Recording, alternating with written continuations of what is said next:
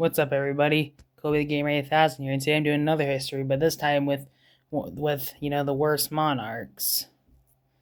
So let's see. The first one we got King John, who was king from 1199 to 1216.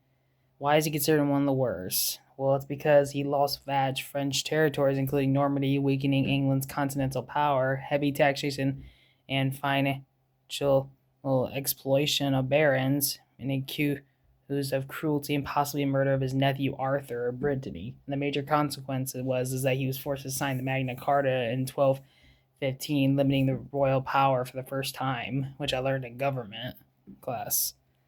And then he died in 1216, likely of dysentery, while fleeing rebel forces during Civil War. Yep. Yeah, because his royal power had to be limited from the Magna Carta, because he was going crazy. Next one, Edward II, from 1307 to 1327. Why is he's criticized? Well, military disaster at the Battle of Bannockburn, 1314, against Scotland.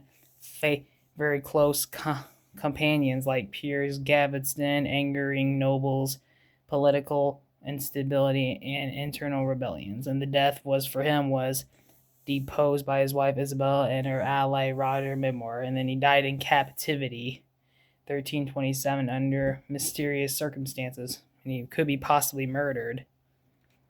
Next one. That was the second one I did for him. Third one, Richard II. He was king from 1377 to 1399. Why is he criticized? Well, autocratic rule and punishment of political rivals, heavy taxation, and harsh suppression following the peasants' revolt in 1381, increasingly authoritarian Europe leadership. And the death was deposed by Henry Bolingbroke, Henry IV. Died in captivity in 1400, possibly starved to death. So that was the third one I did. Fourth one, Mary I of England, Bloody Mary, who was queen from 1553 to 1558. Why is she criticized? Well, persecution of Protestants. Around 280 were burned at the stake. Attempted to restore Roman Catholicism after the Protestant Reformation. Marriage to Philip II of Spain was unpopular and feared as foreign control. And she died in 1558, likely from influenza or possibly cancer. Yep, and she was nicknamed Bloody Mary. So that was the 5, 6. Okay. Wait a minute.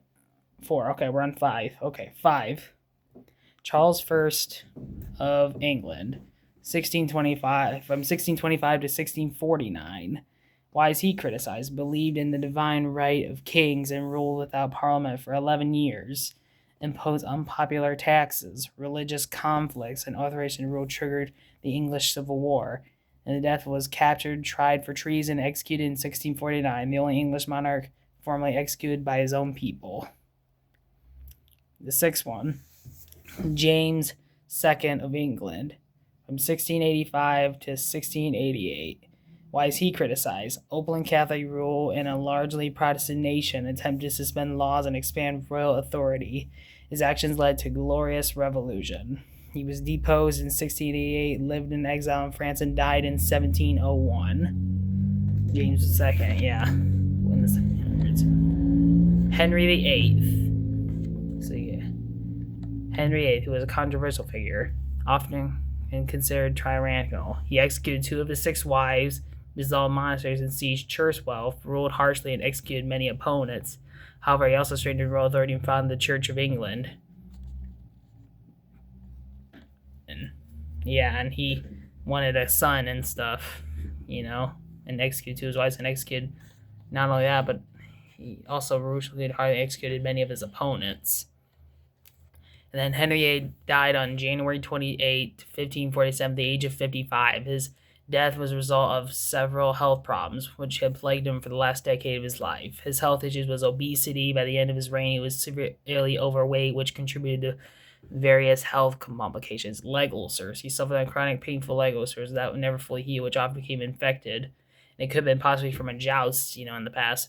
Gout, a condition likely to his obesity diet, causing him severe joint pain, particularly in his legs. Possible diabetes. Some historians suggest Henry may have diabetes exerted by his poor diet and lifestyle.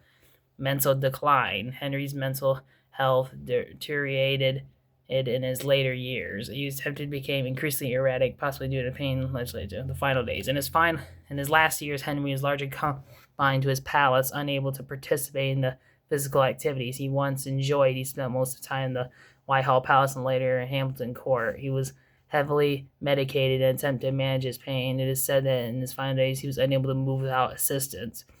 Henry VIII marked the end of Tudor's dynasty. Most tragically, he was succeeded by his 9-year-old son Edward the Sixth, who became king at the age of 9, which he only lasted until 15 years old, and he died from, what was it? I don't know, was it tuberculosis or something? Something, yeah. And that was the last remaining. So that was what was that? 7 of them. So that was like 7 of the worst monarchs. So I hope you guys enjoyed that. And let me know if you did. And like and subscribe for more history tellings with the worst people or the best. So yeah. Hope you guys enjoyed that. Bye.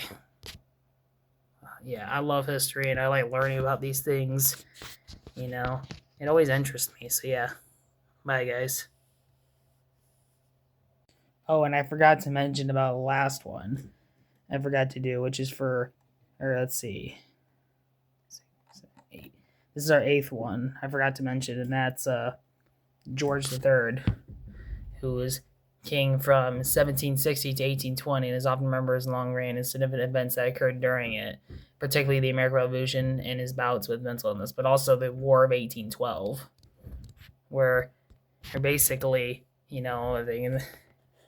and then he had mental illness. The most famous aspect of George III's death in his later years was a recurring episode of mental illness. His symptoms became apparently in the early 1780s and worsened over time. Been debated whether he suffered from porphyria, a high-table blood disorder, bipolar disorder, or some other condition, but his mental state deteriorated significantly. During his worst episodes, he would often suffer from confusion, delusions, and violent outbursts. These periods led to regency being established under his son George IV, who ruled as a prince regent from 1811 until George's death.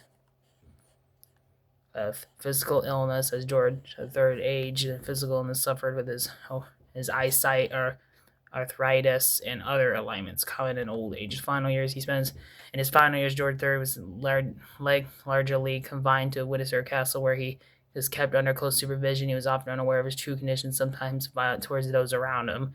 By 1810, he was deemed unfit to rule, and the Regency Act of 1811 was passed, giving his son, the Prince of Wales, later George I, control over the country.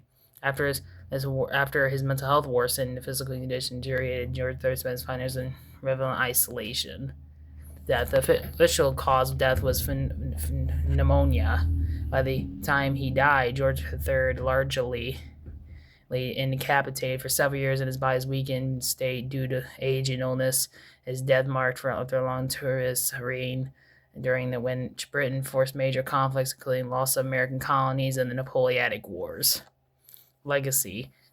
George III's reign saw the rise of the British Empire and the American Revolution, the loss of American colonies, and rise of Britain's Industrial Revolution. However, his mental illness and the loss of colonies and the key parts of legacy. His son George III would be succeeded to him as king, and often during his father's regency period, and their relations is often seen as strained. His death assured in the new era, and thought of his mental health struggle as damaged in his image. He was still remembered as a monarch who presided over time with a similar change, and his day of death was, of course, January 29th, 1820, at the age of 91. So yeah, that's one I forgot to mention. So yeah, hope you have a good day, and subscribe for more history stuff. So bye, guys.